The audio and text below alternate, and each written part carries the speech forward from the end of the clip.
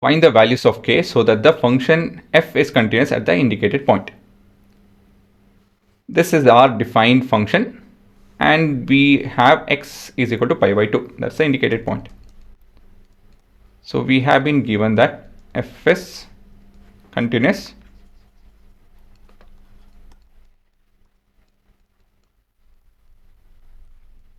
at pi by 2. So from this we can infer that f of pi by 2 is equal to limit f of x as x tends towards pi by 2, right? Because the left and the right approach have the same expression, so I'm not bothering with it. So this is the truth. Now let's simplify this expression first. So this on substitution will look like k times of cos of x divided by pi minus 2x as x tends towards pi by 2. So we have k as a constant, so we can take it out, and we have limit x tends towards pi by 2 cos of x by pi minus 2x. Now when we do substitute, what happens? Let's see that. So we have k times of cos of pi by 2 divided by pi minus 2 times of pi by 2. So we have this to be equal to 0, and this also is equal to 0. So we are getting 0 by 0. That's not a good thing, right? So we need to somehow manipulate this. What should we do? Please pause and think over.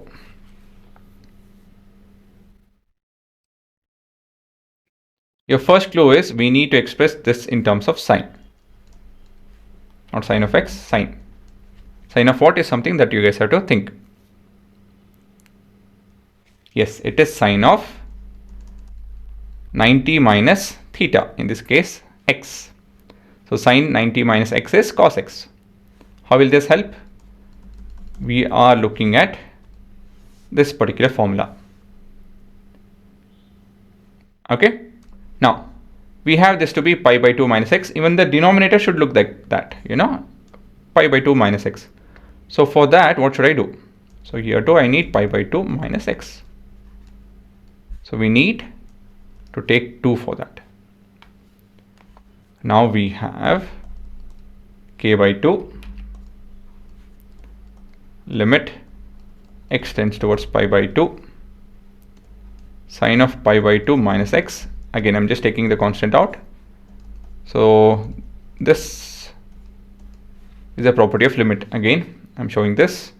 So for every real number alpha, so I can take out the limit and apply the limit only to the function, and the constant will not bother about that. So we can apply the limit over here, but again I just want to show you guys limit sine theta by theta as theta tends to 0. So for this, what should I do? I need to substitute pi by 2 minus x as theta. So limit also will change, that is as x tends towards pi by 2, what will happen to theta? Just substitute it over here. Pi by 2 minus pi by 2 is 0 as theta.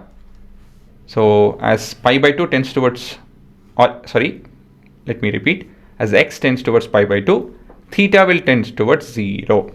Does it make sense? Okay, all we have to do is substitute it over here. The resultant is what the value will tend towards. So substituting all of this, k by 2 limit theta tending towards 0 sine theta by theta. This entire thing is nothing but 1, and so we have limit f of x as x tends towards pi by 2 is k by 2. But we know that as f of pi by 2 is equal to this expression,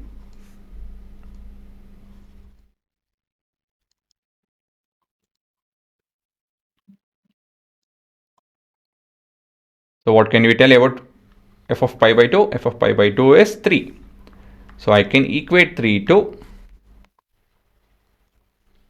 k by 2, and so we have k is equal to 6. That's it.